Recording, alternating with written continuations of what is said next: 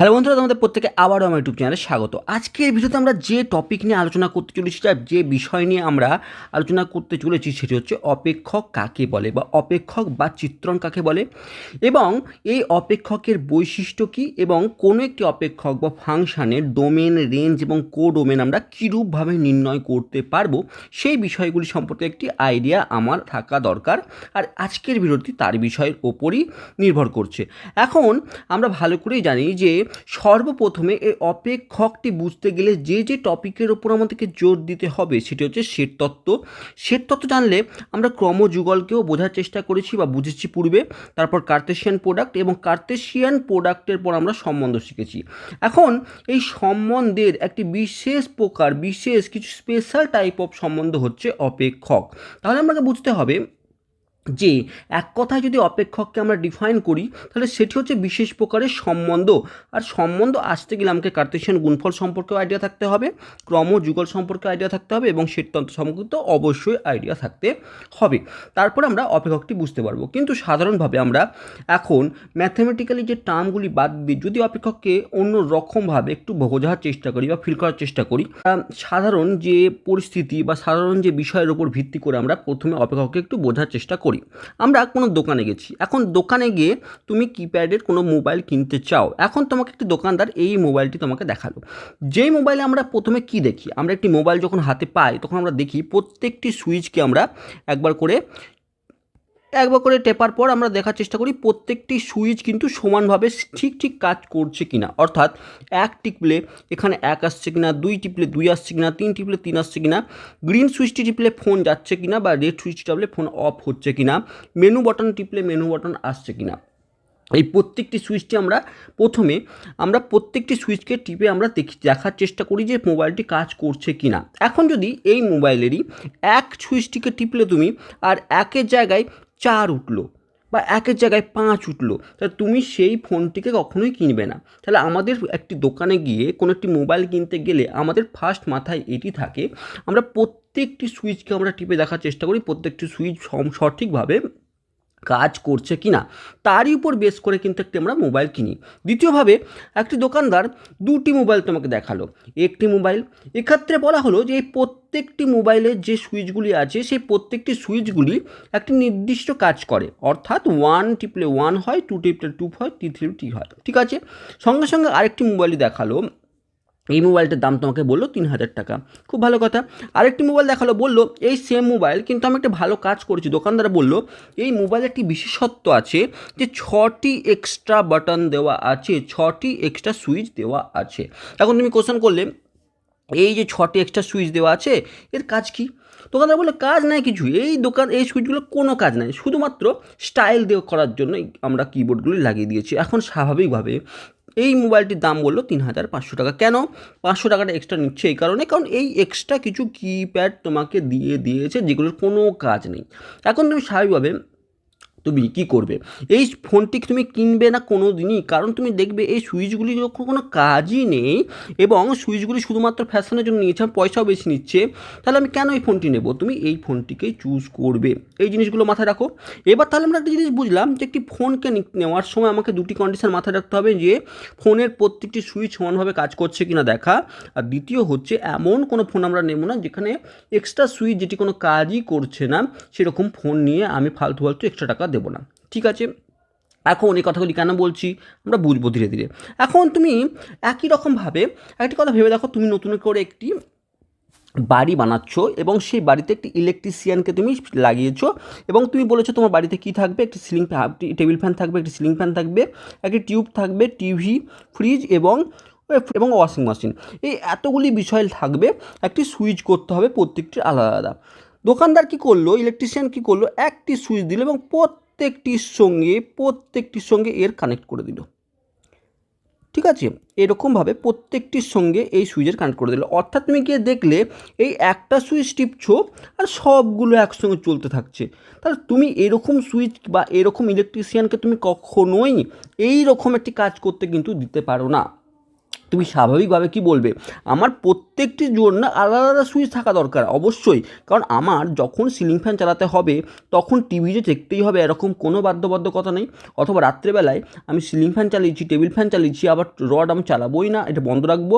অথবা washing machine চালানোর সময় আমি যে সেই সময় যে টিভি দেখবো এরকম কোনো বাধ্যবাধকতা নেই। অর্থাৎ প্রত্যেকটি জিনিসের চালানোর জন্য আলাদা আলাদা সুইচ থাকা উচিত। একটি সুইচের সঙ্গে প্রত্যেকটি সুইচ কানেক্ট করে দিলে প্রবলেমে ফেস করব।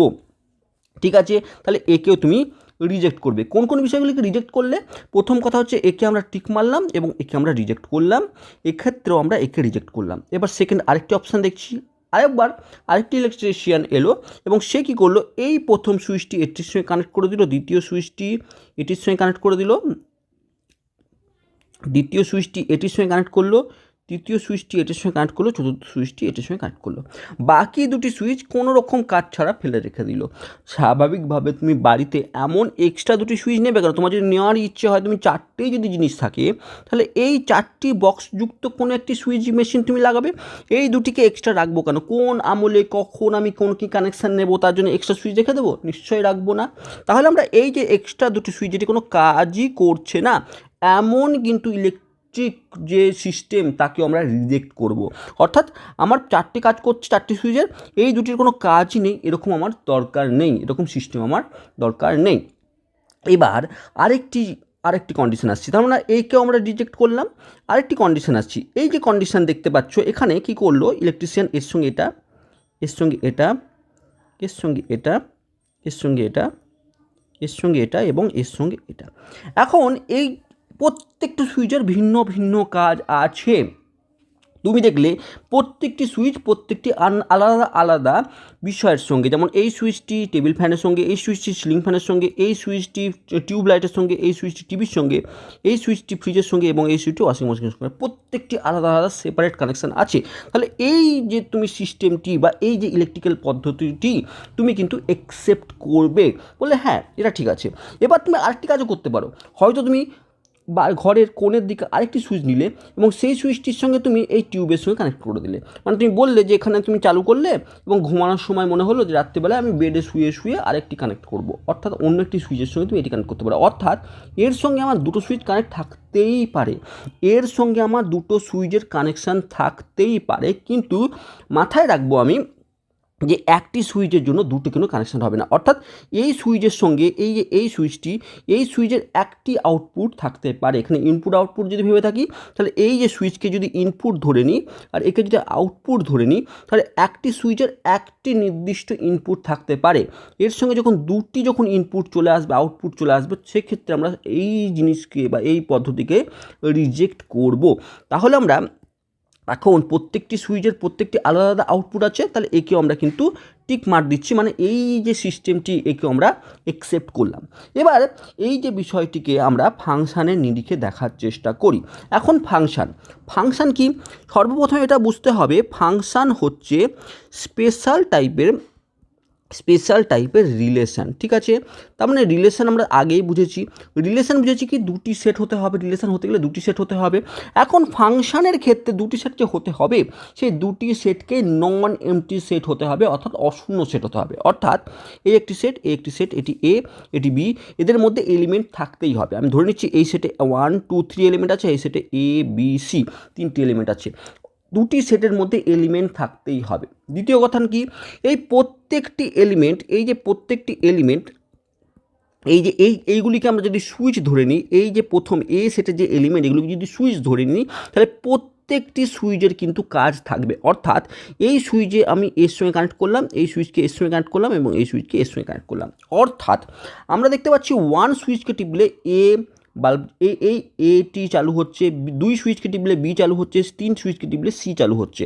অর্থাৎ এ সেটের প্রত্যেকটি এলিমেন্টের একটি ম্যাপিং থাকবে। প্রথম কথা কি, এ সেটের প্রত্যেকটি এলিমেন্ট ম্যাপিংয়ে অংশগ্রহণ করবে, এটি সর্বপ্রথমে মাথায় রাখবো। এ সেটের প্রত্যেকটি এলিমেন্ট অংশগ্রহণ করবে, অর্থাৎ তুমি যদি এরকম হয়, এই সেটটিকে ধরো 1 2 3 আছে, এখানে আছে এ বি সি। এখন ম্যাপিংটি ঠিক এরকম হলো, এখানে এটি এটি এটি আর 3 যে সুইচটি সেটি ম্যাপিংই হচ্ছে না, 3 যে সুইচটি সেটি ম্যাপিংই হচ্ছে না, তাহলে সেক্ষেত্রে এটি কিন্তু সেট ফাংশন হবে না।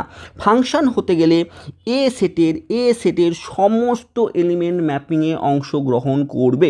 অর্থাৎ কি, অর্থাৎ আমার এই প্লাগে বা এই বাড়িতে আমার এরকম সুইচও দরকার নেই যে সুইচ কাজ করে না, আবার প্রত্যেকটি সুইচ কাজ করবে, এবং প্রত্যেকটি সুইচ বলতে 1 2 3 প্রত্যেকটি এলিমেন্টই কাজ করবে, এবং সে ইউনিক একটি করে আউটপুট দেবে। মাথায় রাখলো, তাহলে একে আমরা ফাংশন বলে থাকবো। দ্বিতীয় কথা, এর ক্ষেত্রে আমরা কি দেখলাম যে এই সুইচটি কাজ করছে না, মানে এই 3 সুইচটি টিপলে এটি কোনো কারোর সঙ্গে আউটপুট দিচ্ছে না, তাহলে এটি কিন্তু ফাংশন হবে না। বুঝতে পারলাম।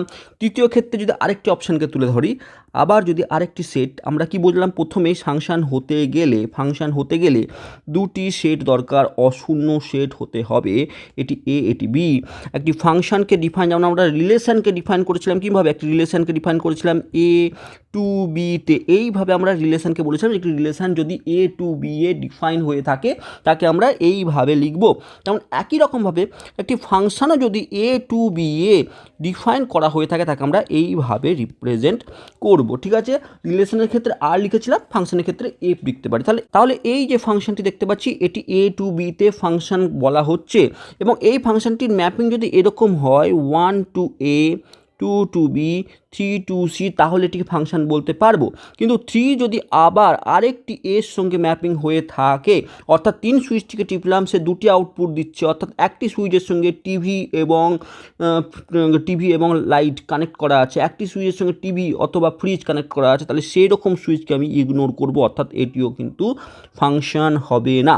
ঠিক আছে, মানে 3 আউটপুট দিলে তুমি তার কি হচ্ছে, 3 ইনপুট দিলে তুমি তার দুটি আউটপুট পাচ্ছ, এ এবং সি।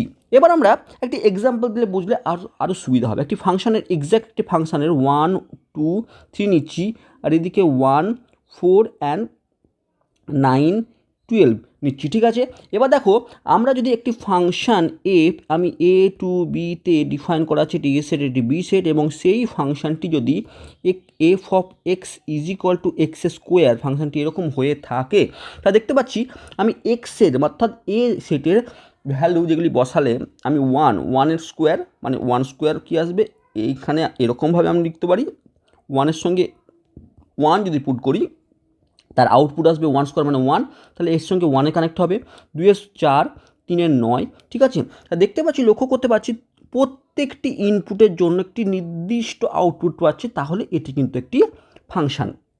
বোঝাতে পারলাম। আবার এরকম হতে পারে, ধরো আমি আউটপুট দুটি পাচ্ছি, হয়তো একটি সেট, এখানে একটি সেট আছে, এখন এই সেটটিও F of A to B আছে, এবং এই সেটটিও এ টু বিতে আছে, এবং এই সেটটিও F of X is equal to X square দ্বারা ডিফাইন্ড। তাহলে এক্ষেত্রে দেখো 1 পুট করলে আমি 1 পাচ্ছি, আর -1 পুট করলেও আমি 1 পাচ্ছি, অর্থাৎ এই 1-এর জন্য একটি আউটপুট পাচ্ছি, -1-এর জন্য একটি আউটপুট পাচ্ছি, সেটি হতে পারে। কিন্তু মাথায় রাখো, 1 এফ অফ 1-এর মান 1 ব্যতীত এফ অফ 1-এর মান 2 3 5 7 এরকম অন্য কোনো রূপ মান পাওয়া পসিবলই না। এফ অফ 1 শুধুমাত্র এই 1 ভ্যালুকেই দিয়ে থাকবে। এই মহাবিশ্বের এই যে ফাংশনটি F of X is equal to X square, এখানে এফ অফ -1 এটি -1 স্কোয়ার অর্থাৎ 1কেই দিয়ে থাকবে, এটি ব্যতীত অন্য কোনো ভ্যালু দেবে না। তাহলে ফাংশনের বিষয়টি মাথায় রাখবো। কয়েকটি বিষয় আমরা বললাম, যেগুলিকে একটু যদি মাইন্ডের মধ্যে ঢুকিয়ে নিই, যে ফাংশন হচ্ছে এমন একটি রিলেশান, স্পেশাল টাইপের রিলেশান, যেক্ষেত্রে এ সেটের প্রত্যেকটি এলিমেন্ট রিলেশানে অংশগ্রহণ করবে বা অর্ডার পেয়ারের এলিমেন্ট হিসাবে অবস্থান করবে। এ সেটের প্রত্যেকটি এলিমেন্ট রিলেশানে অংশগ্রহণ করবে, আর তার সঙ্গে সঙ্গে এ সেটের প্রত্যেকটি এলিমেন্ট যে অংশগ্রহণ করছে বি সেটের সঙ্গে একটি ইউনিক আউটপুট হিসাবে কিন্তু অবস্থান করবে বা ম্যাপিংয়ে অংশগ্রহণ করবে। ঠিক আছে, এবার দেখো এই যে আমরা যে বিষয়গুলিকে বললাম সেই বিষয়গুলিকে যদি একটু নোট হিসাবে মনে রাখি যে function are basically special type of relation. এখন আমরা রিলেশনকে লিখেছি কীরকমভাবে, যদি রোস্টার ফর্মে আমরা রিলেশনকে এইভাবে তো লিখেছি না, এ কমা বি, যেখানে এ বিলং করছে এ সেটকে আর বি বিলং করছে বি সেটকে। ঠিক একই রকমভাবে রিলেশন ফাংশন যেহেতু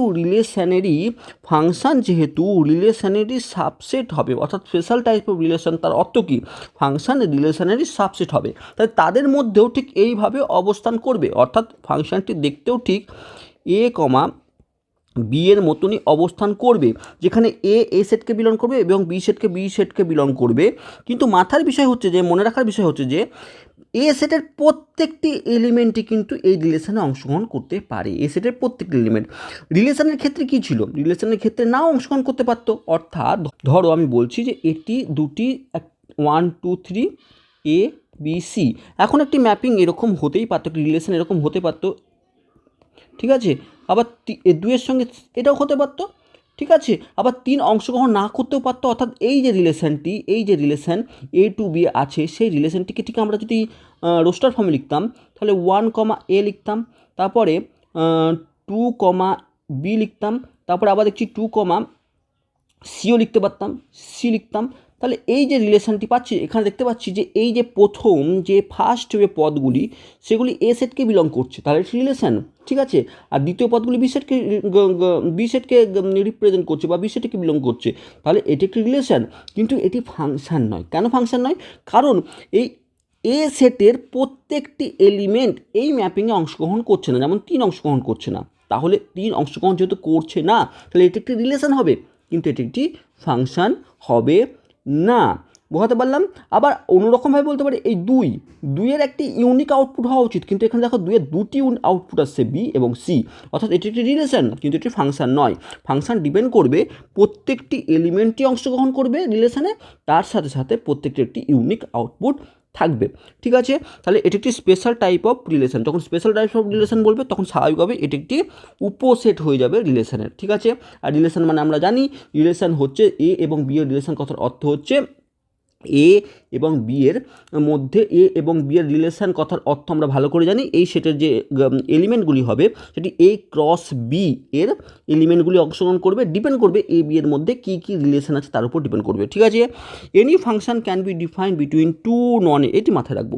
ফাংশন কিন্তু সবসময় দুটি নন এমটি সেটের মধ্যে হয়ে থাকবে, অর্থাৎ একটি রিলেশনের ক্ষেত্রে আমরা দেখেছিলাম যদি নন এমটি সেটও হতো, মানে এমটি সেটও যদি হতো, তাহলে সেক্ষেত্রে আমরা কি বলতাম যে রিলেশনটি নাল সেট, নাল রিলেশন বা ভয়েড রিলেশন। কিন্তু ফাংশনের ক্ষেত্রে এরকম ভয়েড ফাংশন হয়ে থাকে না, অর্থাৎ তার মানে আমাকে দুটি সেট, যে দুটির মধ্যে ফাংশন হবে সেই দুটিকে আমাকে এমটি হলে চলবে না, নন এমটি সেট হতে হবে।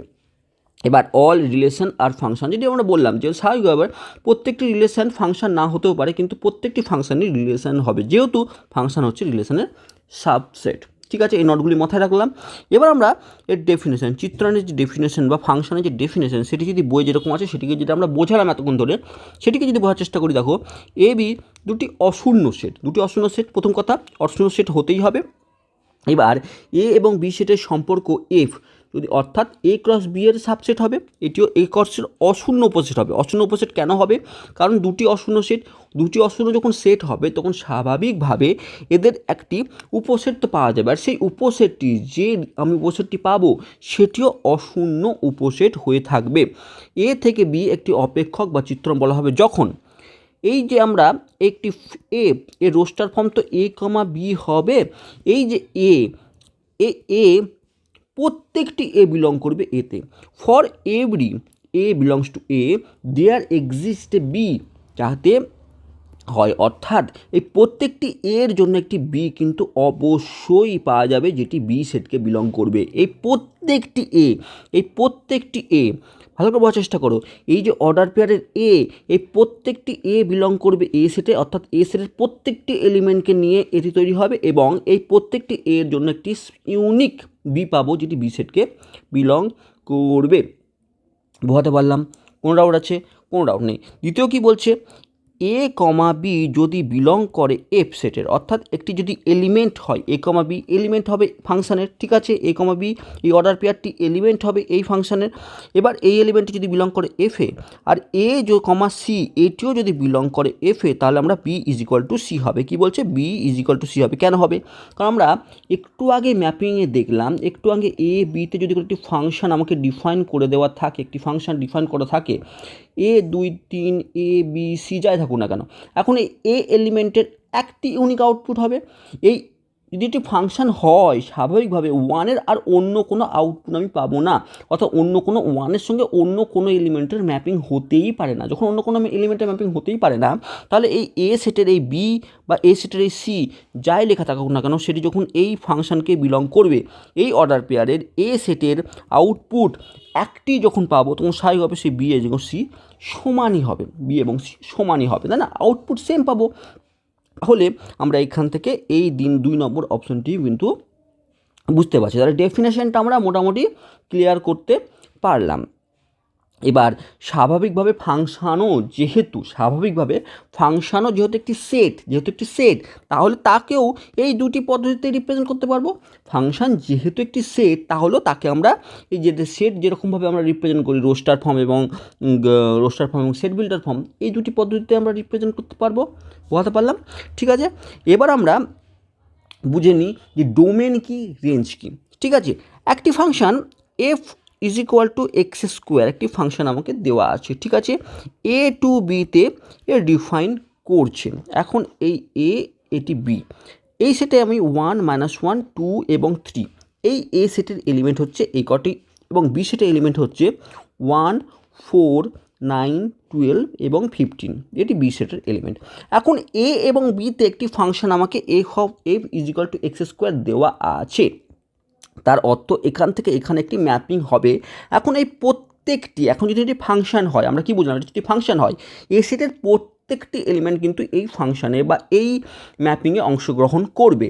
এখন যদি অংশগ্রহণ করে থাকে, তাহলে আমরা এই 1 থেকে আমরা যদি শুরু করি, 1 যদি আমরা পুট করি F of X is equal two, যদি আমরা এফ এর জায়গায় 1 পুট করি, তাহলে আমরা 1 স্কোয়ার, অর্থাৎ 1 স্কোয়ার কত 1 হলো, তাহলে এটির সঙ্গে এটির ম্যাপিং হলো। -1 যদি পুট করি, তাহলে এফ অফ -1 কী হবে, আমরা ভালো করে জানি -1 স্কোয়ার অর্থাৎ 1, অর্থাৎ এর থেকে আমরা একটি ইউনিক আউটপুট পাচ্ছি। 2 থেকে 2 বসালে 4, 3 বসালে 9। এখন আমরা দেখতে পাচ্ছি এই ফাংশনটিতে এ সেটটি পুরোটি অংশগ্রহণ করছে। এখন আমরা যখন রিলেশন পড়েছিলাম, তখন আমরা বলেছিলাম যে এই যে বি সেটের যে এই ম্যাপিংটি এই যে ফাংশনটি, এই ফাংশনটিকে যদি আমরা একটু রোস্টার ফর্মে লেখার চেষ্টা করি, অর্থাৎ প্রত্যেকটি এলিমেন্টগুলিকে যদি সেপারেটলি লেখার চেষ্টা করি, তাহলে কী হবে, একটু বোঝার চেষ্টা করি। 1, একটি হবে, -1, আরেকটি হবে, 2, 4 একটি হবে, এবং 3, 9। ঠিক এক্স্যাক্টলি এফ যে ফাংশনটি, তাকে রোস্টার ফর্মে নিয়ে গেলে ঠিক এই অংশটি আসবে। আমরা কি বলেছিলাম, বি সেটের এখানে বি কেন, কারণ এ টু বিতে যদি কোনো ফাংশন ডিফাইন হয়ে থাকে, এখানে মাথায় রাখবো বি সেটের কথার অর্থ হচ্ছে যে সেট থেকে যে সেটে ডিফাইন করছে। এখন এ সেট থেকে আমরা বি সেটে যখন একটি ফাংশনকে ডিফাইন করছি, তখন বি সেটের যে এলিমেন্টগুলি ম্যাপিংয়ে অংশগ্রহণ করছে, তাকে আমরা কি বলে থাকি, ইমেজেস। এখন আমরা ইমেজেস কী পেলাম, আমরা পেলাম 1, 4 and 9। এখন এই 1, 4 and 9 অর্থাৎ ইমেজেসগুলিকে নিয়ে যে সেট পাওয়া যায়, তাকে আমরা বলে থাকি রেঞ্জ। কি, রেঞ্জ হচ্ছে একটি সেট, আর সেই সেটের এলিমেন্ট কি, সেই সেটের এলিমেন্ট হচ্ছে ইমেজেসগুলিকে নিয়ে যেটি আমরা পাই। অর্থাৎ রেঞ্জ হচ্ছে এই ফাংশনটির রেঞ্জ হচ্ছে, যাকে আমরা এইভাবে লিখতে পারি, আর নিচে এফ, অর্থাৎ এফ ফাংশনটির রেঞ্জ হচ্ছে 1, 4, 9, কারণ এরাই বি সেটের মধ্যে ইমেজেস, আর ইমেজেসগুলি এই ফাংশনে অংশগ্রহণ করেছে, ম্যাপিংয়ে অংশগ্রহণ করেছে। দেখো ভালো করে দেখতে পাচ্ছি, দেখো 1, 4, 9। এখন একটি সেটের সেম এলিমেন্ট রিপিট হয় না, তাহলে 1 দুবার থাকলেও আমরা একবারই লিখবো। তাহলে রেঞ্জ হচ্ছে কি বললাম, বি সেটের যে এলিমেন্টগুলি এই ফাংশনে বা এই রিলেশনে বা এই ম্যাপিংয়ে অংশগ্রহণ করেছে। তাহলে ডোমেন কি, ডোমেন আমরা বলেছি যে এ সেটের এই যে ইমেজেসগুলি কোন এলিমেন্টের জন্য পেয়েছি আমরা, এ সেটের কোন কোন এলিমেন্টগুলির জন্য এই ইমেজেসগুলি পেয়েছি তাদেরকে আমরা কি বলি, প্রি ইমেজেস। তাদেরকে আমরা কি বলি, প্রি ইমেজেস। এখন প্রি ইমেজেসগুলি কোন কোনই, 1, -1, 2 আর 3। দেখো এই 1, -1, 2 এবং 3 এই ম্যাপিংয়ে অংশগ্রহণ করছে কোন সেটের, এ সেটের। তাহলে এই যে এ সেটের যে এলিমেন্টগুলি এই ম্যাপিংয়ে অংশগ্রহণ করবে তাদেরকে আমরা কি বলে থাকি, প্রি ইমেজেস। রিলেশনের ক্ষেত্রে যে জিনিসগুলি আছে, ফাংশনের ক্ষেত্রে ঠিক সেই জিনিসগুলি আছে, শুধু রিলেশনের ক্ষেত্রে আমরা ডোমেন অফ রিলেশন বলে থাকি, ফাংশনের ক্ষেত্রে ডোমেন অফ ফাংশন বলে থাকবো। ঠিক আছে, তাহলে রেঞ্জ অফ ফাংশন আমরা বুঝে গেছি যে প্রি ইমেজেসগুলিকে নিয়ে, রেঞ্জ অফ ফাংশন মানে বুঝতে পেরেছি আমরা ইমেজেসগুলিকে নিয়ে যে সেট তাকে আমরা বলবো রেঞ্জ। তাহলে সেগুলো হচ্ছে 1, 4, 5 এবং প্রি ইমেজেসগুলি কোনগুলো পেলাম 1, -1, 2 আর 3, তাদেরকে নিয়ে যে সেট সেই সেটকে আমরা বলে থাকবো সেই ফাংশানের ডোমেন।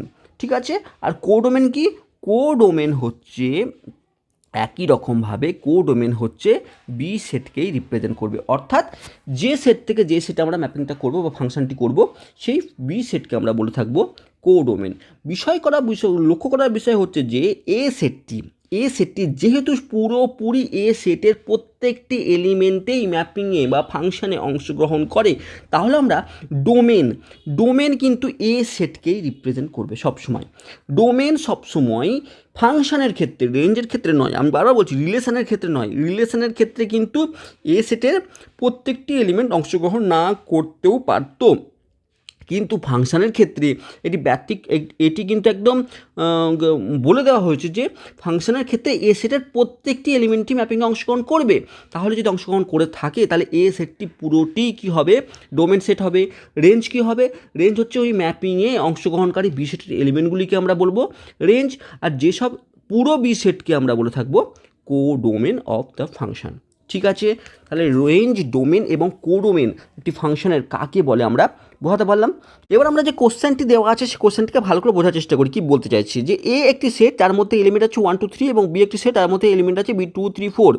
এখন এই দুটি সেটের মধ্যে তিনটি আমাকে বলে দিয়েছে, তিনটি উপসেট এ ক্রস বি এর উপসেট আমাকে বলে দিচ্ছে F1, F2 এবং F3। বলছে যে F1, F2, 3 এর মধ্যে কোনটি অপেক্ষক এবং কোনটি অপেক্ষক নয় সেটা আমাকে বলতে হবে। এখন আমরা যে ধারণা আমরা ক্লিয়ার করেছি সেই ধারণার উপর বেস করে আমরা কয়েকটি জিনিস বুঝলাম, যে কোনো একটি ফাংশন, কোনো একটি দুটি সেটের মধ্যে ফাংশন হতে গেলে আমরা যার থেকে ফাংশন হবে, অর্থাৎ এ থেকে বিতে আমাকে ফাংশন হতে হবে, তাহলে আমাকে এ সেটের প্রত্যেকটি এলিমেন্ট কিন্তু সেই ফাংশানে বা সেই সেটের অংশগ্রহণ করবে, সেই সেটের প্রথম পদে অংশগ্রহণ করবে। ঠিক আছে, অর্থাৎ আমি যদি এই ফাংশনটি আমরা লিখবো সেই ফাংশানের যদি রোস্টার ফর্মে নিয়ে যাই, তাহলে সেই রোস্টার ফর্মে এই যে এ প্রত্যেকটি এ সেটের প্রত্যেকটি এলিমেন্টকে নিয়ে কিন্তু গঠিত হবে। এটি হচ্ছে ফার্স্ট কাজ। আর প্রত্যেকটি এর জন্য স্পেশাল একটি বা ইউনিক একটি আউটপুট থাকবে, মানে একটি এর জন্য একটি আউটপুট পাবো, নির্দিষ্ট আউটপুট পাবো। এই দুটি কনসেপ্ট আমার মাথার মধ্যে আছে। এখন আমরা প্রথম জায়গা দেখছি 1, 2, 3 প্রত্যেকটি এলিমেন্টই অংশগ্রহণ করেছে এই সেটের 1, 2, 3 প্রত্যেকটি এলিমেন্ট অংশগ্রহণ করেছে। খুব ভালো কথা, মানে একটি ক্রাইটেরিয়া পূর্ণ হলো যে এই সেটের প্রত্যেকটি এলিমেন্ট F1 যে রিলেশনটি আছে সেতে অংশগ্রহণ করেছে। কিন্তু এই 1 বসানোর জন্য এখানে 2 পেয়েছি, 2 বসানোর জন্য 3 পেয়েছি, 3 বসানোর এখানে 4 পেয়েছি এবং প্রত্যেকটি আউটপুট ভিন্ন। তাহলে এটি কিন্তু একটি F1 কিন্তু ফাংশন হতে পারে। দ্বিতীয় 1 বসিয়েছি, 2 বসিয়েছি, 3 বসিয়েছি, অর্থাৎ প্রত্যেকটি এলিমেন্টে অংশগ্রহণ করেছে। খুব ভালো কথা। দ্বিতীয় F2-র ক্ষেত্রে আমরা দেখছি যে প্রত্যেকটি এলিমেন্ট অর্থাৎ 1, 1, 2, 3 প্রত্যেকটি এ সেটের এলিমেন্ট অংশগ্রহণ করেছে ম্যাপিংয়ে, কিন্তু এই 1-এর আউটপুট 2 দিচ্ছে এবং এই 1-এর আউটপুট 3 দিচ্ছে, অর্থাৎ এই ইউনিক আউটপুট নয়। কোনো একটি ফাংশানে ধরো f(x) = x², এখানে f(1) স্কোয়ার পেলে অর্থাৎ 1 পেলে f(1) কোনো রকমভাবে 1 ব্যতীত অন্য কোনো আউটপুট পেতেই পারো না। মানে একটি ফাংশান যদি হয়ে থাকে তাহলে সেই ফাংশানে একটি ইনপুটের জন্য একটি নির্দিষ্ট আউটপুট পাবে, অন্য আউটপুট পেতে পারো না। কিন্তু এখানে কি বলছে 1 বসালে 2 পাবে, 1 বসালে 3 পাবে, মানে এটি ফাংশান হতেই পারে না, অর্থাৎ F2 ফাংশান নয়। 3 নম্বর 1-এর জন্য 3, 2-এর জন্য 4, এখানে দুটি ইউনিক আউটপুট তো আছে, কিন্তু 1, 2 দুটি অংশগ্রহণ করেছে এই ফাংশানে, 3 অংশগ্রহণই করেনি ম্যাপিংয়ে, তাহলে এটিও কিন্তু ফাংশন হবে না, অর্থাৎ F2 এবং F3 কিন্তু ফাংশন হবে না। আমরা অন্যরকমভাবে দেখার চেষ্টা করি, ক্লিয়ার করার চেষ্টা করি, সব যত রকম কনসেপ্ট আমরা জানি তার প্রত্যেকটিতে ক্লিয়ার করার চেষ্টা করি। কি করব, দুটি আমরা সেটকে নিলাম যেখানে 1 2 3 আছে এবং সেখানে 2 3 4 আছে। A টু বিতে আমাকে একটি ফাংশন বলা হয়েছে F1। এই F1-এ কী বলেছে 1 2, অর্থাৎ আমি যদি আঁকি 1 2, ম্যাপিংটি আঁকার জন্য 2 3 এবং 3 4, দেখতে পাচ্ছি প্রত্যেকটি 1 2 3 প্রত্যেকটি ম্যাপিংয়ে অংশগ্রহণ করেছে এবং প্রত্যেকটি ইউনিক একটি আউটপুট দিচ্ছে বা ইউনিক ম্যাপিংয়ে অংশগ্রহণ করেছে, তাহলে এটি একটি ফাংশন। একই রকমভাবে আমরা যদি 1 2 3 2 3 4 A B, এখানে আমরা F2কে নিচ্ছি এবং F2তে দেখার চেষ্টা করছি 1 2 1 3 2 3 3 4। লক্ষ্য করার বিষয় হচ্ছে এই যে 1 দুটি আউটপুটকে দিচ্ছে, অর্থাৎ 1 বসালে একবার 2 দিচ্ছে, 1 বসালে একবার 3 দিচ্ছে। তাহলে এই আমরা প্রথমেই বলেছিলাম একটি সুইচ টিপলে ফ্রিজ এবং টিভি দুটি চলবে, এরকম আমরা সুইচকে বর্জন করব, অর্থাৎ এটিও ফাংশন নয়। 3 নম্বর দেখার চেষ্টা করি, আরেকবার 3 নম্বরটি দেখার চেষ্টা করি। 3 নম্বরে আমরা যে দুটি ফাংশন 1 2 3 2 3 4 আছে এবং আমরা ম্যাপিংগুলো দেখতে পাচ্ছি 1 3 1 3 এবং 2 4 2 4।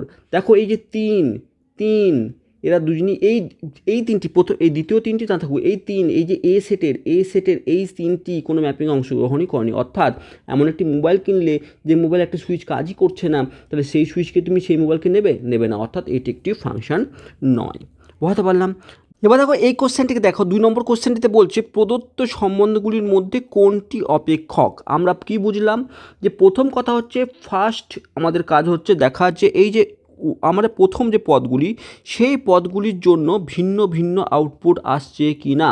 এখন লক্ষ্য করছি যে 0-এর জন্য 0 আসছে, খুব আছে, 1-এর জন্য 1 আসছে, আবার 1-এর জন্য -1 আসছে, অর্থাৎ একটি ইনপুট বসাচ্ছি আমরা দুটি আউটপুট পাচ্ছি, তাহলে এটি কোনোদিনই হতে পারে না। এখানেও দেখো, এই ক্ষেত্রে দেখো আমরা যখন একটি চুজ করে দেখে নিলাম না, আর বাকিগুলো চুজ করার দরকারই নেই, আমরা একটি জায়গাতেই বুঝে গেলাম যে এই দুটিকে এলিমেন্টকে দেখেই বুঝতে পেরে গেলাম যে 1 বসে একবার 1 আসছে, 1 বসে একবার -1 আসছে, অর্থাৎ এটি কখনোই ফাংশন হতে পারে না। কারণ সেটি ফাংশনের নিয়মই হচ্ছে একটি ইনপুটের জন্য সব সময় একটি নির্দিষ্ট আউটপুট দেবে। দ্বিতীয় ক্ষেত্রে লক্ষ্য করে দেখো, এই যে এলিমেন্টটি 1 ইনপুট বসালে 2 আউটপুট আসছে, 1 ইনপুট আসলে 3 আউটপুট আসছে, অর্থাৎ 1 বসালে আমরা দুটি ভিন্ন ভিন্ন আউটপুট পাচ্ছি, তাহলে এটিও কিন্তু ফাংশন নয়। তৃতীয় সি নম্বরটা দেখো, 2 বসালে 1 পাচ্ছি ভিন্ন আউটপুট, 3 বসালে 1 পাচ্ছি ভিন্ন আউটপুট, 5 বসালে 2 পাচ্ছি ভিন্ন আউটপুট পাচ্ছি, তাহলে এটি একটি ফাংশন আমরা বলতে পারি। 4 নম্বর ডিতে 1-এর জন্য আমরা 2 পাচ্ছি, 2-এর জন্য 2 পাচ্ছি, 3-এর জন্য 2 পাচ্ছি এবং 4-এর জন্য 1 পাচ্ছি, এই 1-এর জন্য 4 পাচ্ছি। দেখো 1 এখানেও আছে, এখানে 1 আছে, অর্থাৎ সেম ইনপুটের জন্য দুটি ভিন্ন আউটপুট পাচ্ছি, তাহলে এটিও কিন্তু ফাংশন হবে না।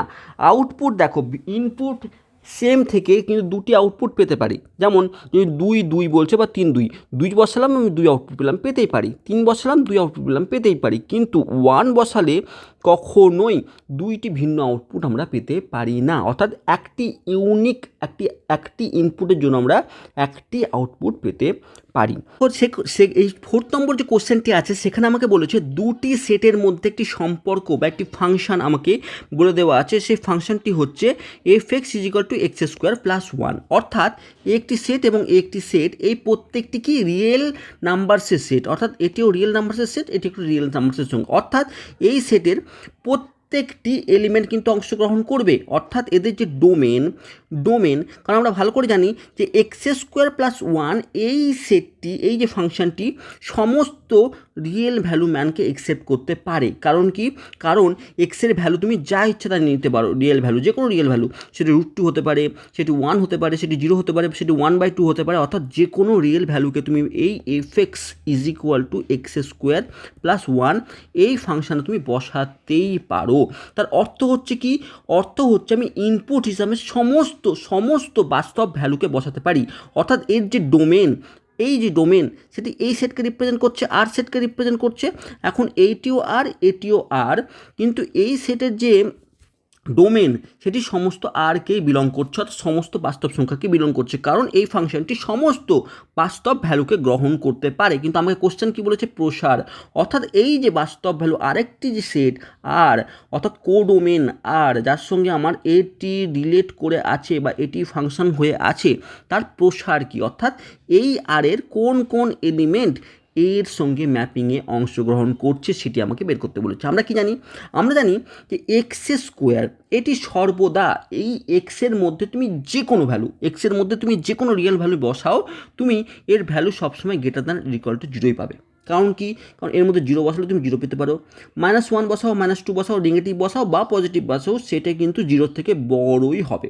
অর্থাৎ X square plus X square সর্বদাই greater than equal to zero হয়, এটা আমরা ভালো করে জানি।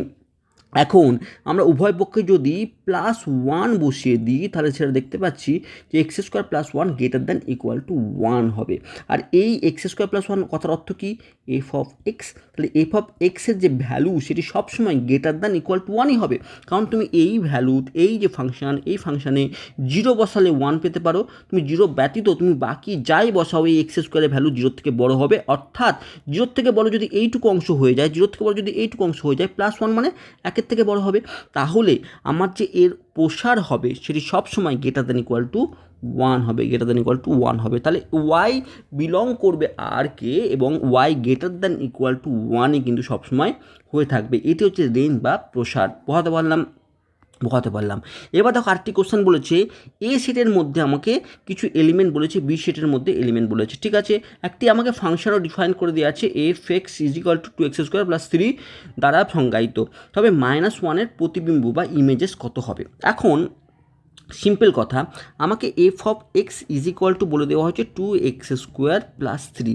এখন আমাকে কি বলেছে, -1-এর ইমেজেস কী হবে। -1-এর ইমেজেস কথার অর্থ হচ্ছে -1 কি, -1 এ সেটকে বিলং করছে, অর্থাৎ এই যে এ সেট এর মধ্যে -1 আছে, -2 আছে, 0 আছে, 1 আছে, 2 আছে। এখন আমাকে কোশ্চেন বলেছে -1-এর প্রতিবিম্ব কী। প্রতিবিম্ব কথার বা ইমেজ কথার অর্থ হচ্ছে সেটি বি সেটের বিলং করবে। বি সেটে 3, 5, 11, 21 এবং 35 এই সেটের মধ্যে -1 কার সঙ্গে ম্যাপিং করছে, তাই তো। -1-এর প্রতিবিম্ব বের করার অর্থ হচ্ছে এখানে -1 এই 3-এর সঙ্গে ম্যাপিং করছে, 5-এর সঙ্গে ম্যাপিং করছে না, -2-এর সঙ্গে ম্যাপিং করছে, মানে 11-এর সঙ্গে ম্যাপিং করছে, সেটি কিন্তু আসলে আমাকে দেখতে হবে।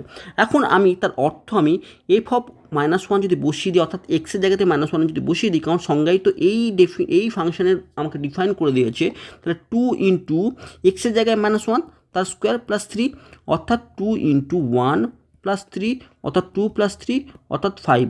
অর্থাৎ এই যে ফাংশন এ, এটি বি সেট, এই যে ফাংশনটি আমাকে বলে দিয়েছে F of X is equal two 2x² + 3, এই ফাংশনটি -1 বসালে আমি কিন্তু কী পাচ্ছি, 5 পাচ্ছি। অর্থাৎ -1 5-এর সঙ্গে ম্যাপিং করে আছে, -1 5-এর সঙ্গে ম্যাপিং করে আছে।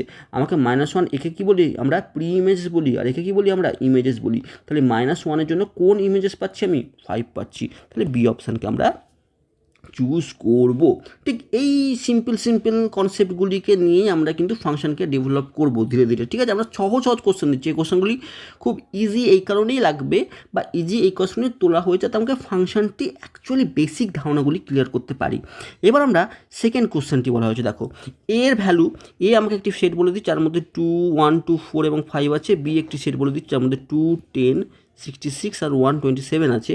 এ টু বিতে এরকমভাবে একটি ফাংশন আছে, এ টু বি, এটি এ টু বিতে ফাংশন আছে, যে ফাংশনটি এরকমভাবে আমাকে বলেছে ডিফাইন্ড x³ + 2।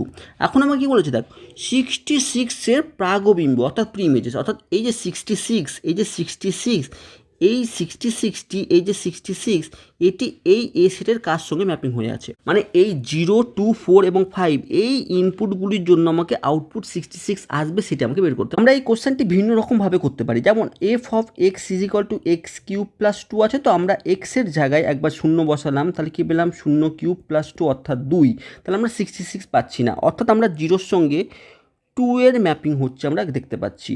এফ অফ যদি আমরা 2 বসাই, তাহলে পাচ্ছি 2 এর কিউব + 2, 2 এর কিউব মানে 8 + 2 অর্থাৎ 10, তাহলে 2-এর সঙ্গে আমরা দেখতে পাচ্ছি 10-এর ম্যাপিং হচ্ছে এবং f(4) 4-এর কিউব প্লাস 2, 4 কিউব মানে 4-এর কিউব মানে 64 প্লাস 2 অর্থাৎ 66, অর্থাৎ 4-এর সঙ্গে আমরা 66 দেখতে পাচ্ছি। তাহলে আমাকে কী বলেছে, আমাকে প্রি ইমেজেস এ সেটের যে এলিমেন্টগুলি থাকে তাকে আমরা কি বলি, প্রি ইমেজেস বলে থাকি। 66-এর প্রি ইমেজেস কি 4, তাহলে আমরা সি অপশানকে চুজ করব।